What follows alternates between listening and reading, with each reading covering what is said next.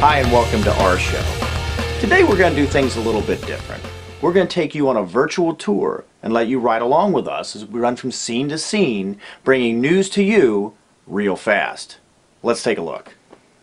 So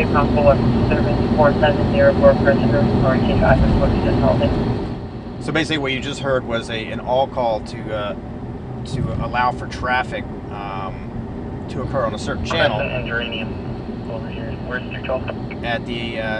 on this weapons call. So we're basically en route to try to find out what's going on. Hopefully this won't turn out to be anything serious, and this will be resolved peacefully. Upon arrival, we discovered several deputies that surrounded a home on Crescent Road. Inside the home, a woman had locked herself in a bedroom after her daughter threatened to shoot her. Later, it was determined that the situation resolved peacefully and no one was injured or charged with a crime. So we're on our way to a residential burglary right now where the suspect, I believe they've captured the suspect inside the house. I believe they had utilized their tasers to bring him under control and take him into custody. We're on our way right now to see what we can find out. A male suspect was taken into custody here on Joyner Avenue, but not before a deputy was forced to deploy his taser. For reasons unknown, the homeowner refused to prosecute, and the suspect was released. Okay, we're on our way to what appears to be a trauma alert, where a motorcycle is down.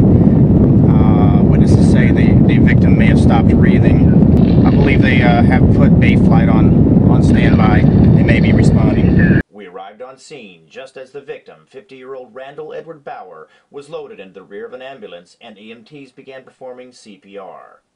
Bauer lost control of his motorcycle as he attempted to negotiate a dimly lit curve on California Street. Friends of Bauer stood by in disbelief as they waited for word of Bauer's condition. Sadly, the news would not be what they hoped. We just left the scene of what turns out to be a fatal motorcycle accident.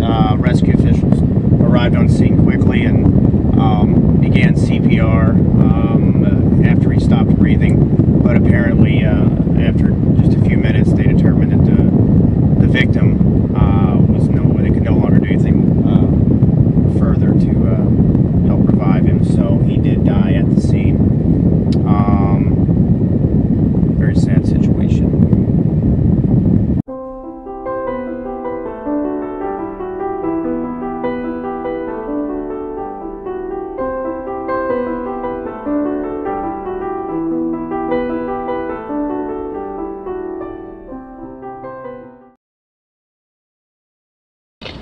Okay, so we're en route to a crash.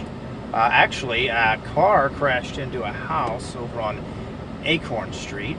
We don't believe anyone's been injured. I don't think there's substantial damage yet. We're not really sure, but we're on our way there now to find out exactly what's going on. No one was injured, including the driver of this Ford Focus that slammed into a house here on Acorn Circle. However, it didn't take long for deputies to realize the driver, 21-year-old Anthony Cruz Rivera, was most likely under the influence. After a series of sobriety tests, deputies placed Rivera under arrest, charging him with DUI and driving on a suspended license. That's right, sometimes we have to eat. So today we stopped at the Honor Roll food truck on Mariner Boulevard to see what they had to offer.